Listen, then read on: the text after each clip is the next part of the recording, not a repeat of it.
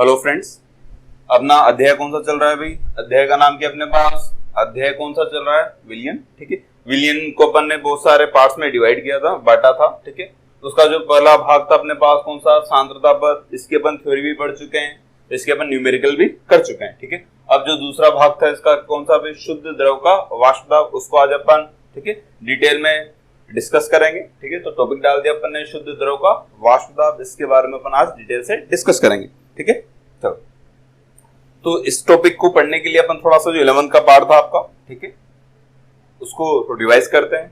ठीक है, क्या किसी भी ठोस को गर्म किया जाए तो वह किस में बदल जाएगा? द्रव में बदल जाएगा। और किसी भी द्रव को गर्म किया जाए वह किस में बदल जाएगा भाई? वाष्प में या गैस में वो बदल जाता है। ठीक है, तो द्रव का वाष्प में बदलना क्या कहलाता है? वाष्पीकरण कहलाता है। क्या किसी भी द्रव को गर्म करने पर उसका वह वाष्प में बदल जाएगा, ये जो प्रक्रिया होगी इस प्रक्रिया को क्या बोलेंगे अपन? वाष्पीकरण। ठीक है, इसके उल्टा किसी वाष्प को क्या करें अपन? ठंडा करें। वाष्प को ठंडा करने पर वो वाष्प किसमें बदल जाएगी? द्रव में बदल जाएगी। इस प्रक्रिया को क्या बोलेंगे अपन? संघनन बोलेंगे। ठीक है, और इसके अलावा ये बात हुई अपनी कंप्लीट। अब बात करते हैं अपन जो टॉपिक है क्या डालते हैं अपन? वाष्पीकरण। वाष्पीकरण क्या होता है? ठीक है, तो वाष्पीकरण को समझने के लिए मैं एक पात्र लेता हूं। ये पात्र लिया अपन ने। पात्र कौन सा है? ये खुला पात्र है, खुला पात्र। ठीक है, इस पात्र के अंदर अपन ने शुद्ध द्रव भर दिया। शुद्ध द्रव उदाहरण के लिए अपन ने क्या भर दिया? जल भर दिया इसके अंदर। तो ये जल के कण, जल को इंग्लिश में क्या बोलते हैं अपन? वाटर। ठीक है, तो ये जो अणु बनाया अपन ने किसके? वाटर के अणु है, जल के अणु है ये। ठीक है, इसको अपन ने किससे डिनोट कर दिया? डब्ल्यू से डिनोट कर दिया। ठीक है, डब्ल्यू यानी वाटर हो गया। चलो, और अणु बना दिया अपन ने इस तरीके से। ये जो पात्र है पूरा का पूरा भरा हुआ है। ठीक है, अब इस पात्र के में जो द्रव भरा है उसके बारे में बात करते हैं। जो अणु भरे हैं जल के, इस अणु के बारे में अपन बात करते हैं। ये अणु बीच में उपस्थित है। ठीक है, इसको बोलेंगे अपन स्थूल अणु। ठीक है, ये अणु क्या है? इस अणु को चारों ओर से अन्य अणु इसके ऊपर आकर्षण बल लगा रहे हैं। ठीक है, इसके अलावा जो ये ऊपर ये क्या अपने पास? सतह। ठीक है, जल की सतह है। ठीक है, ये सतह पर अणु उपस्थित है, सतह के अणु। ठीक है, कुछ अणु तो नीचे उपस्थित हैं और कुछ अणु ऊपर उपस्थित है। जो अणु ऊपर उपस्थित हैं उनकी गतिज ऊर्जा ज्यादा है। गतिज ऊर्जा क्या इनकी? अधिक है। ठीक है, ये खुला पात्र है। खुले पात्र में पानी को भर रखा है। कुछ अणु जो बीच में उपस्थित है उसको बोल दिया अपन स्थूल अणु। जो अणु ऊपर उपस्थित है, सतह पर उपस्थित, उसको क्या बोल दिया अपन? सतह अणु। ठीक है, तो ये अणु ऊपर उपस्थित हैं। क्यों? क्योंकि इनकी गति ऊर्जा पहले से क्या है भाई? अधिक है। इन अणुओं की गति ऊर्जा अपेक्षाकृत कम है, इसलिए ये वाला अणु कहाँ बैठा हुआ है भाई? नीचे बैठा हुआ है। ठीक है, तो ये डब्ल्यू वाला जो अणु है ये ऊपर है, इसकी गति ऊर्जा ज्यादा है। ठीक है, अब जैसे इसको ये क्या करेगा? कमरे के ताप से ऊर्जा लेगा। इसने ऊर्जा को ग्रहण किया। ऊर्जा को ग्रहण करके ये किसमें बदल जाएगा? वाष्प में बदल जाएगा। ये द्रव था और ये द्रव किसमें बदल जाएगा? वाष्प में बदल जाएगा। तो इसी द्रव का वाष्प में बदलना क्या कहलाएगा? वाष्पीकरण बदल जाएगा। ठीक है, चलो ये थी बात। सपोज करो जो ये द्रव है इसका वजन पहले कितना था? x kilogram. ठीक है, अब जैसे जैसे इसको इस द्रव को अपन ने खुले पात्र में रखा, यहाँ कौन सा प्रोसेस होगा? कौन सा हो जाएगा? द्रव का वाष्प में बदलना क्या हो जाएगा? वाष्पीकरण। वाष्पीकरण के कारण इसके जो अणु होंगे वाष्प में बदल जाएंगे और इसका वजन क्या हो जाएगा? कम हो जाएगा। सपोज करो वाष्पीकरण के बाद इसका वजन कितना हो गया? y kilogram. ठीक है, तो इसका जो y किलोग्राम जो वजन होगा पहले की अपेक्षा क्या हो जाएगा? कम हो जाएगा। ठीक है, तो इस प्रकार धीरे धीरे धीरे क्या हो जाएगा? जितने भी द्रव के अणु थे सारे के सारे वाष्प में बदल जाएंगे। क्लियर यहाँ तक? चलो, तो ये प्रोसेस क्या कहलाएगा? वाष्पीकरण कहलाएगा। ठीक है, इस बात को समझने के लिए अपन एक और एग्जांपल लेते हैं। एग्जांपल ले लिया अपन ने, बोतल बना दी है कि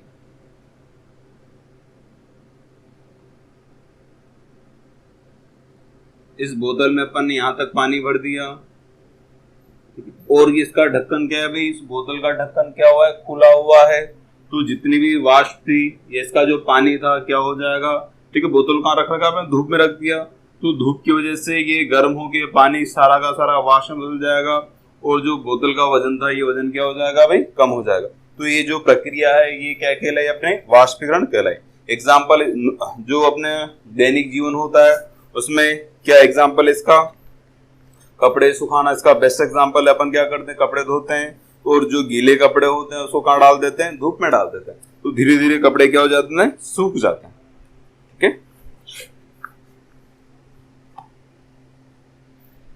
अब जो पहले कौन सा पात्र था, खुला पात्र था। अब इस पात्र को अपन ने क्या कर दिया अभी, बंद कर दिया, ये बंद कर दिया।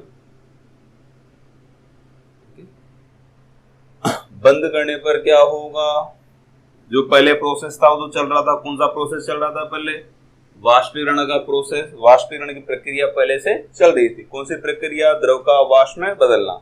लेकिन पहले पात्र क्या था, खुला पात्र था। अब खुले पात्र को अपन ने किसमें बदल दिया अभी, बंद पात्र में बदल दिया।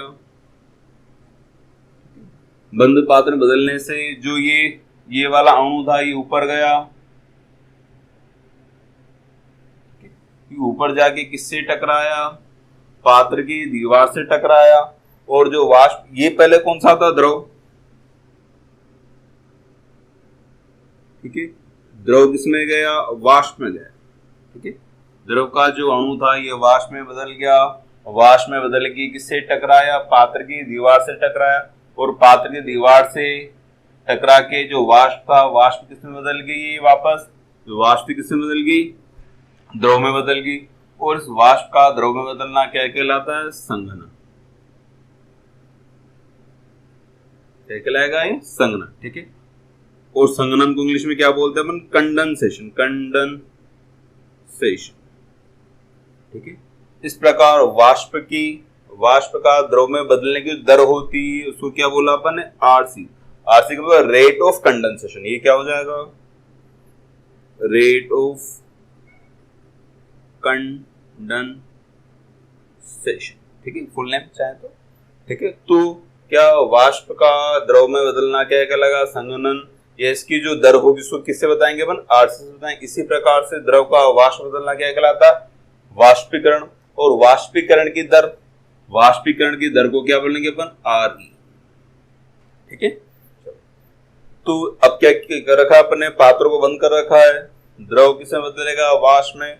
वाष्प अब क्या करेगी, पात्र की दीवार से टकराएगी और ठंडी होकर किसमें बदल जाएगी, द्रव में बदल जाएगी। तो आरसी तो चल ही रहा था, पहले भी चल रहा था। ठीक है, अब जैसे वाष्प बनेगी, वाष्प वापस द्रव बनना प्रारंभ हो जाएगा, और आरसी भी क्या हो जाएगा, बढ़ता जाएगा।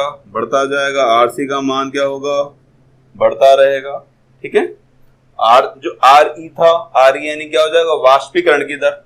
ये क्या हो जाएगा, वाष्पीकरण की दर। आर ई तो पहले भी था, जब खुला पात्र था तब भी था, और बंद पात्र है तब भी रहेगा, आर ई तो रहेगा। लेकिन जैसे पात्र को अपन ने क्या कर दिया, बंद कर दिया, बंद पात्र में कौन सी प्रक्रिया प्रारंभ हो जाएगी, संघनन की प्रक्रिया प्रारंभ हो जाएगी। और पिक्चर में कौन आ जाएगा, आरसी आ जाएगा। जैसे जैसे वाष्प बनेगी, संघनन होना प्रारंभ हो जाएगा। ठीक है, और धीरे धीरे आरसी का मान भी बढ़ता रहेगा। और एक कंडीशन, एक स्थिति ऐसी आ जाएगी जब आर ई जो पहले से स्थिर था वह किसके बराबर हो जाएगा, आरसी, या जो आरसी होगा धीरे धीरे क्या हो जाएगा, आर ई के बराबर हो जाएगा। ठीक है, मतलब वाष्पीकरण की दर, जो आर ई क्या था, वाष्पीकरण की दर किसके बराबर हो जाएगी, संघनन की दर के बराबर हो जाती है। ठीक है, तो इस कंडीशन, ठीक है, तो द्रव का वाष्प बदलना कौन सी अभिक्रिया, अग्र अभिक्रिया। ठीक है, और वाष्प से द्रव का बदलना कौन सी अभिक्रिया है अपने पास, ये पश्च अभिक्रिया,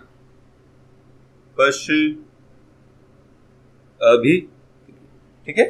तो अग्र अभिक्रिया और पश्च अभिक्रिया, अग्र अभिक्रिया की दर को किससे बता दिया अपन ने, पहले आर ई से बता दिया, और पश्च अभिक्रिया की दर को अपन ने किससे बता दिया, आरसी से बता दिया।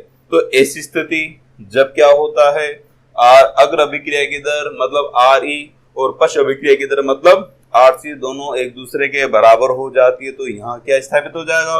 11th में पढ़ा था आप लोगों ने, जब अग्र अभिक्रिया की दर और पश्च अभिक्रिया की दर दोनों बराबर हो जाती है तो वहां एक स्थिति आती है, उस स्थिति क्या बोलते हैं अपन? साम्यावस्था। साम्यावस्था, ठीक है।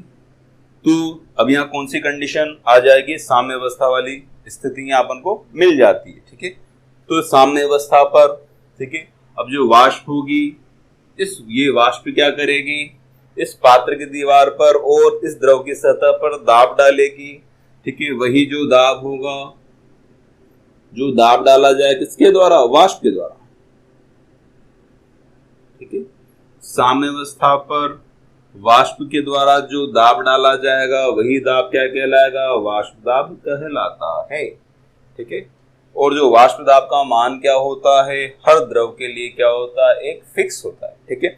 उसका मान फिक्स होता है और उसका मान आपको याद नहीं रखना है, उसका मान आपको क्वेश्चन पेपर में या क्वेश्चन में आपको दिया जाएगा, ठीक है। अब बात करते हैं अपन, फिर समझ लेते हैं इसको, एक बोतल के उदाहरण से भी लेते हैं अपन। ये बोतल है अपने पास,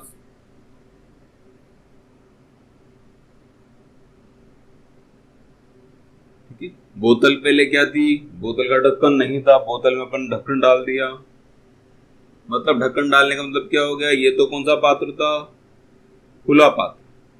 अब जैसे अपन इस पे क्या लगा दिए? केप लगा दी, केप लगाते हैं, ढक्कन लगाते हैं, ये कौन सा हो गया? बंद पात्र, ठीक है, बंद पात्र। इसके अंदर अपन ने पानी भर दिया, पानी भरते इसको भी अपन ने धूप में रख दिया, ठीक है। तो वाष्प बनेगी, ये बोतल की दीवार से टकराएगी, वो टकरा के कहाँ आ जाएगी? वापस द्रव में वापस आ जाएगी। मतलब ये कौन सा? RE का मतलब वाष्पीकरण की दर, और धीरे धीरे धीरे इसमें कौन सा प्रोसेस, कौन सी प्रक्रिया भी प्रारंभ हो जाएगी? इसके अंदर RC भी प्रारंभ हो जाएगा।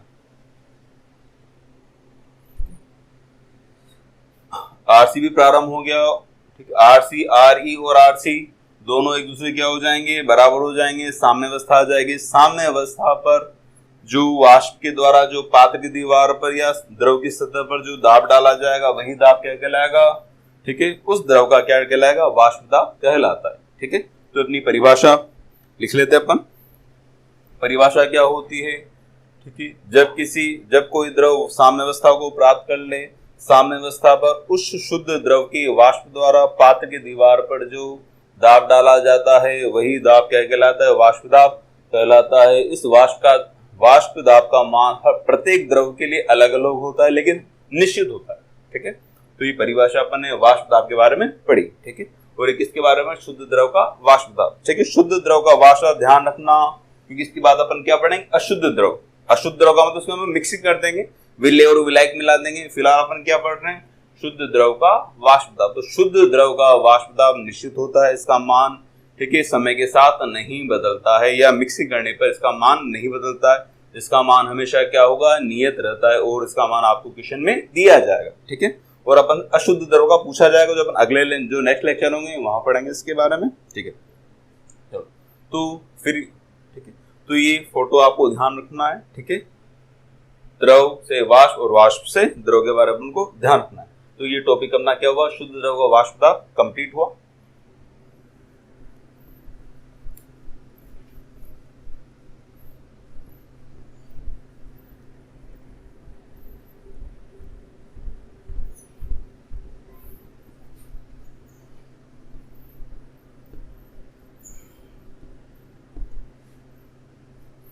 अब क्या पढ़ेंगे अपन?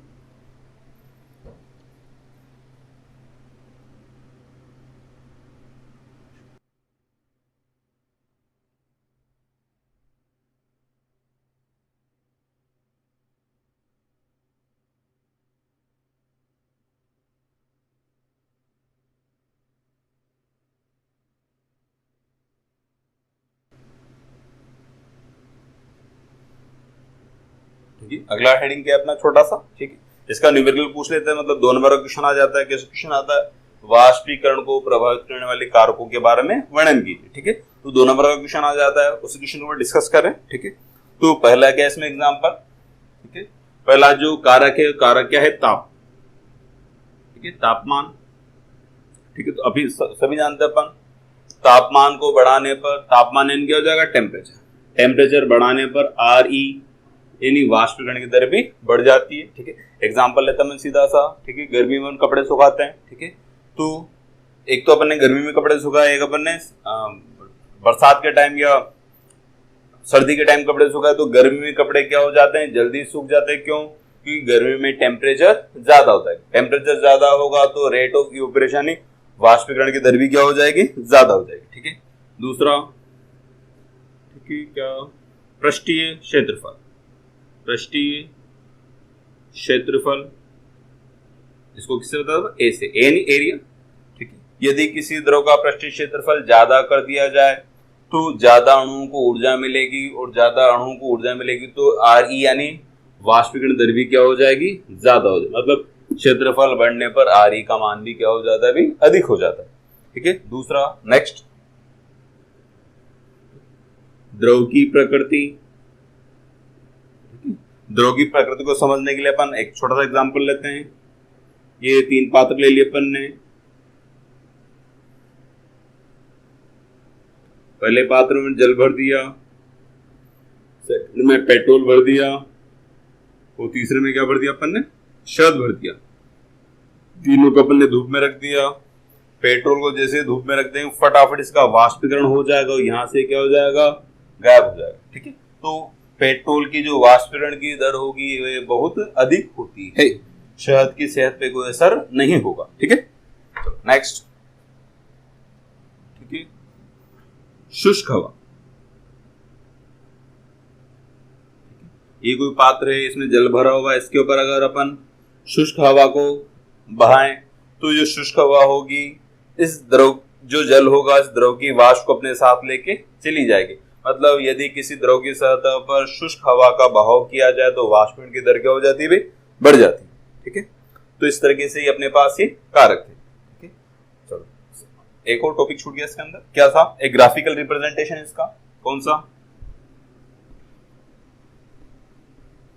इस प्रकार से सारे कार्य कंप्लीट हुए। पहला क्या था, दूसरा क्या था, पृष्ठीय क्षेत्रफल, तीसरा क्या था, द्रव की प्रकृति, और चौथा क्या था, शुष्क हवा, ठीक है।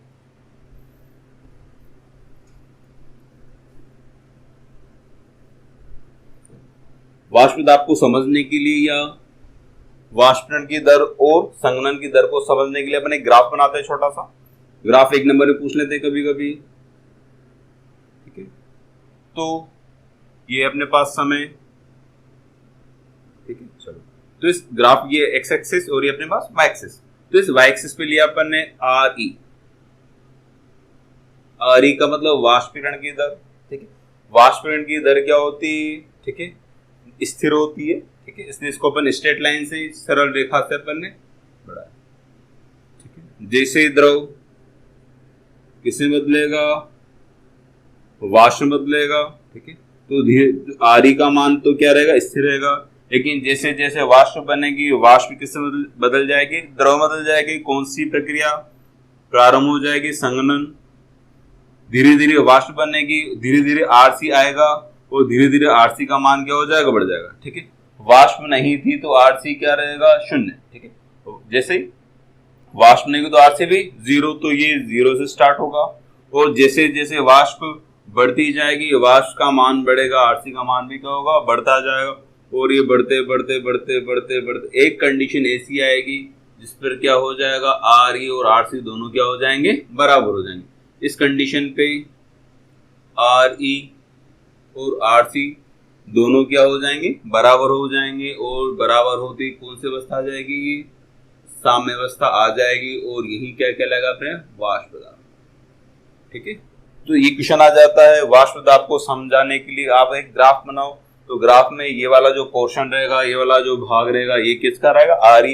RE क्या होता है, स्थिर रहेगा, धीरे धीरे वाष्प बनेगी, वाष्प बनने से वाष्प संघनन की प्रक्रिया प्रारंभ होगी, और ये क्या आएगा, RC आएगा। RC आते ही RC धीरे धीरे बढ़ेगा, और एक कंडीशन ऐसी आएगी, एक स्थिति ऐसी आएगी जब RE RC बराबर हो जाएगा, ठीक है, साम्य अवस्था आ जाएगी, और ये क्या कहलाएगा, वाष्प दाब कहलाता है। इस प्रकार ये अपन ने क्या किया, इसका ग्राफीय स्वरूप, ठीक है। तो अपन ने 3 टॉपिक डिस्कस किए। पहले वाष्पीकरण, ठीक है। उसके बाद, ठीक है, उसके वाष्पीकरण को प्रभावित करने वाले कारक पढ़े। उसके बाद क्या पढ़ा अपन ने, ग्राफीय स्वरूप पढ़ा, ठीक है। तो वाष्प दाब को समझाने के लिए आप इसका ग्राफ बनाए, तो ग्राफ भी आपको ध्यान रखना।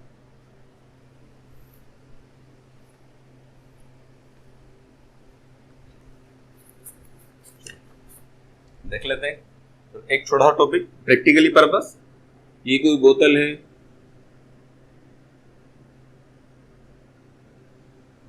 या कोई बंद पात्र है। इस बंद पात्र के अंदर में क्या लगा दिया, ढक्कन लगा दिया, मतलब ये क्या बन गया, बंद पात्र हो गया।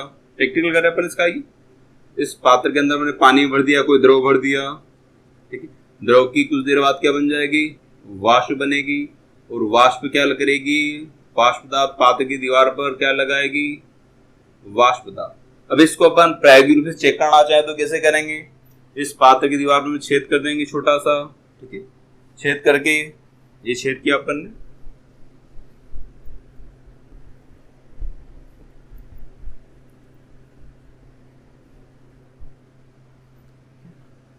छेद करने के बाद इसको किससे जोड़ देंगे अपन, मैनोमीटर से। जो दाब को नापता है उसको क्या बोलते हैं अपन, मैनोमीटर।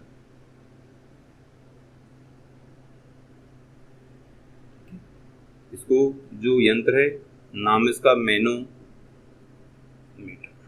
या दाब मापी हिंदी में बोले तो ये जैसे वाष्प बनेगी, वाष्प इस छेद से, ठीक है।